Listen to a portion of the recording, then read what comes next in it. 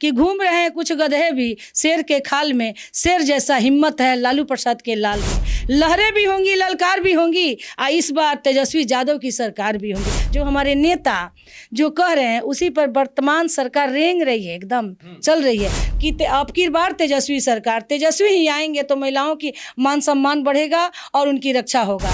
और देखिए हिना जी हमारी गार्जियन है, अनिश्चित ही वो हमारी शक्ति है, हमारी ताकत है। देखिए मैं एक आरजेडी की सच्ची सिपाही हूँ और मैंने इस पार्टी में अपने सुहाग को खोया है। गरीब दुखिया को बढ़ाने वाले माननीय लालू प्रसाद यादव जी चटाई से उठाकर कुर्सी पर बिठाने का काम किया और निश्चित ही महिलाओं को हमारी पार्टी कह रही है कि 33% आरक्षण देंगे। कहती हूँ कि मैं वैसी कैंडिडेट हूँ कि मैं मौसमी नहीं हूँ, मैं सदाबहार। आशा नहीं विश्वास है कि मुझे मौका जरूर मिलेगा एक बार, मैं चुनाव जीतूंगी। गोरियाकोठी विधानसभा क्षेत्र से आरजेडी जीत की तलाश में है और 2020 में मिली करारी हार के बाद पार्टी के पास कई सारे चेहरे हैं। ऐसे में बसंतपुर से जिला परिषद की सदस्य रेणु यादव टिकट की दावेदारी कर रही हैं। राजद महिला प्रकोष्ठ में प्रदेश महासचिव हैं। आज रेणु जी हमारे साथ है और इनसे कई सारे सवाल गोरियाकोठी को लेकर भी पूछेंगे और बिहार विधानसभा चुनाव को भी लेकर। सबसे पहले स्वागत। पहले आपका बहुत बहुत धन्यवाद। आपके चैनल को, तमाम दर्शकों को मेरे तरफ से, गोरियाकोठी की जनता की तरफ से हार्दिक अभिनंदन, स्वागत है। रेणु जी अगर आपकी चर्चा करें तो आपके परिवार की लंबी राजनीतिक विरासत रही है और जिला परिषद में आपने रिकॉर्ड दर्ज भी किया है। आपको लगता है कि आरजेडी इस बार गोरियाकोठी से सीट निकाल पाएगी? और निश्चित ही निकाल पाएगी, इसलिए कि देखिए 2006 से लगातार मैं जिला परिषद का एक मेंबर हूं और निश्चित ही महिलाओं को हमारी पार्टी कह रही है कि 33% आरक्षण देंगे। वहां निश्चित ही मेरे सिवान जिला में 8 विधानसभा है, तो निश्चित ही हमारे सीट अगला बार महिला भी रहा है तो निश्चित महिला को टिकट देने का काम करेगी। लेकिन सबसे ज़्यादा चर्चा आपकी चल रही है क्योंकि 2015 की बात करें तो सतदेव सिंह आरजेडी के टिकट पर वहां से चुनाव जीत जाते हैं, लेकिन 2020 में पार्टी ने जिसको टिकट दिया उसके बाद वो लोग क्षेत्र में नजर नहीं आए। ऐसे में रेणु यादव को क्या समझा जाए? और देखिए जिस व्यक्ति को टिकट दिया गया था वो आरजेडी के थे ही नहीं, उनको बुलाकर टिकट दे दिया गया 2015 में और वो जनता के बीच से कटे रहे। जो जनता की देखिए सबसे बड़ी जनता होती है, जनता जिसके माथे पर अपने पैरों की धूली की टीका लगा देती है वो एमपी एमएलए बन जाता है। जो जनता के बीच नहीं रहेगा तो जनता भी उसे नकार देती है। वही हर्ष हुआ उनके साथ कि 1100 वोट पर हार जीत किए।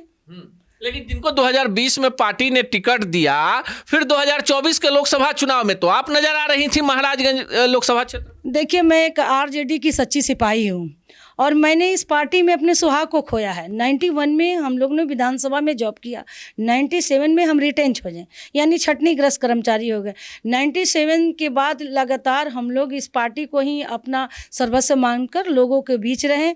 मेरे पति भी रहें और मैं भी एक उनकी अर्धांगिनी होने के नाते महिलाओं में सक्रिय रूप से मैं कार्य करती रही, इसलिए जनता के बीच हूँ। तो यही देन है कि आज एक सिंगल महिला लगातार जिला पार्षद पद पर बने रहना, ये तो जनता का प्यार और मान सम्मान है जो हमको मिलता है। लेकिन 2025 में तेजस्वी यादव को लेकर खूब चर्चा है बिहार में। आपको लगता है कि आपके विधानसभा में बदलाव की एक लहर है? निश्चित ही। जिस व्यक्ति वहां से जो सिटिंग विधायक है, मेरे साथ 2006 में वो जिला पार्षद हैं, मैं उनको बखूबी डालती हूँ। 2011 में वो चुनाव हार गए एक सिंपल व्यक्ति से और 2011 में मैंने जिला पार्षद जीत गया, तो ये कोई बड़ी चीज़ नहीं है। वही उनको लोग उस निगाह से जो कि जनता से कटे रहते हैं और आज चुनावी आ गया तो डफली की तरह सबको ही बजाना चाहता है। लेकिन मैं बताना चाहती हूँ कि मैं वैसी कैंडिडेट हूँ कि मैं मौसमी नहीं हूँ, मैं सदाबहार। लोगों के दुख में सुख में, शादी ब्याह, धरना प्रदर्शन, कोई हत्या, कोई अगर घटना होता है तो मैं जनता की आवाज़ बन के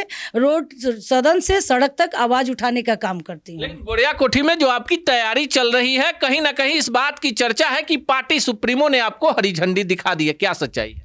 और देखिए हमारे नेताजी सर्वे करवा रहे हैं, सर्वे में भी मैं उत्तम हूँ।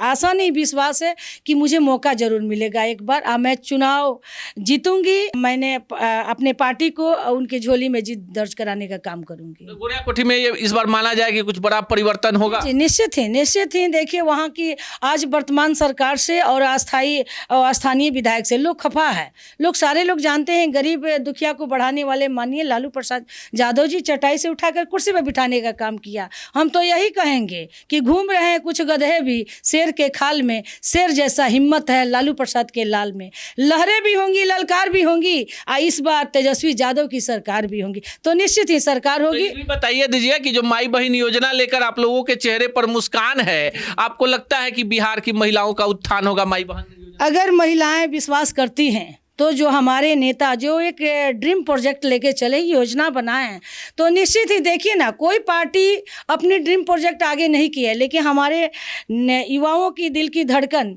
महिलाओं की मान सम्मान देने वाला अगर कोई है तो हमारे नेता तेजस्वी प्रसाद यादव जी हैं। जो उन्होंने प्रोजेक्ट, हम गली गली, हमारा तो नियम है, खाना खा के जाते हैं 2-3 पंचायत डेली अपने नेता का जो उसमें एजेंडा है उसे बताने का काम करते हैं। और खासकर गरीब, दलित, महादलित, पिछड़ा में जाकर महिलाओं को जगाने का काम करते हैं कि अब की बार तेजस्वी सरकार, तेजस्वी ही आएंगे तो महिलाओं की मान सम्मान बढ़ेगा और उनकी रक्षा होगा। जो उन्होंने घोषणा किया है कि 2500 रुपया प्रति माह किसी जाति से महिला आती है तो उसे हम देंगे, और 200 यूनिट फ्री बिजली देंगे। हम सामाजिक सुरक्षा पेंशन जो है, विकलांगता पेंशन है, विधवा पेंशन है, जो हमारे नेता, देखिए सबसे बड़ी बात है कि हमारे नेता के टेंशन देने पर वर्तमान सरकार नीतीश बाबू ने टेंशन बढ़ाने का काम किया। फिर उन्होंने टेंशन दिया कि हम 200 यूनिट बिजली फ्री देंगे, फिर उनको टेंशन लगा, झटका लगा। तो हम तो सीधे कहेंगे जो हमारे नेता जो कह रहे हैं उसी पर वर्तमान सरकार रेंग रही है, एकदम चल रही है। नेता की जुबान से निकला कि वो रेंगना शुरू कर देती है, इसलिए उन्हें भी डर है कि इस बार तेजस्वी सरकार आने वाला। और मैं भी बताना चाहती हूँ, जहाँ एक तरफ महिलाएं सरकार बनाती भी है वहाँ तक बिगाड़ती भी है। तो निश्चित ही बिहार की महिला तेजस्वी यादव जी के साथ है और एक तरफ सरकार बनाने का काम करेगी। तो चलते ये भी बता दीजिए, हिना साहब को लाने में आपकी भी बड़ी भूमिका रही। हिना साहब आपकी पार्टी में आ गई हैं, कितना फायदा हो? और देखिए, हिना जी हमारी गार्जियन है, निश्चित ही वो हमारी शक्ति है, हमारी ताकत है, वह एक त्याग की मूर्त है। निश्चित ही उनको देखते हैं तो मेरे अंदर साहस आता है। तो उनके आने से तो एकदम समझिए कि सीवान जिला क्या, पूरा सारण प्रमंडल बिहार में, और हमारे बाबू ओसामा जी के आने से निश्चित ही बिहार में वो ताकत आएगी। और निश्चित ही ओसामा बाबू चुनाव जीतेंगे रघुनाथपुर से और तेजस्वी जी का हाथ मजबूत करेंगे। चलिए, जिस तरह से रेणु यादव की तैयारी चल रही है उस हिसाब से देखा जाए तो गोरिया कोठी में इस बार आरजेडी बड़ा परिवर्तन चाह रही है और कहीं ना कहीं टिकट के दावेदारों में रेणु यादव बड़ा नाम बनकर उभरी हैं, क्योंकि लंबी राजनीतिक विरासत रही है। बसंतपुर से ये जिला परिषद की सदस्य हैं और बसंतपुर कभी विधानसभा क्षेत्र हुआ करता था जो नए परिसीमन के बाद महाराजगंज और गोरिया कोठी दोनों में विभक्त हो गया। ऐसे में 2025 के रन में इस बार लालू यादव की ये वीरांगना गोरिया कोठी में क्या कमाल धमाल दिखाएंगी, ये तो आने वाले भविष्य के गर्भ में है। पर जिस तरह से चुनावी तैयारी है, जिस तरह से वाणी में संयम है, बाकी कुछ कहने की जरूरत नहीं है। आप क्या सोचते हैं इनके बारे में? इनके बातों से कितना आप इत्तेफाक रखते हैं? कमेंट बॉक्स में जरूर बताइएगा।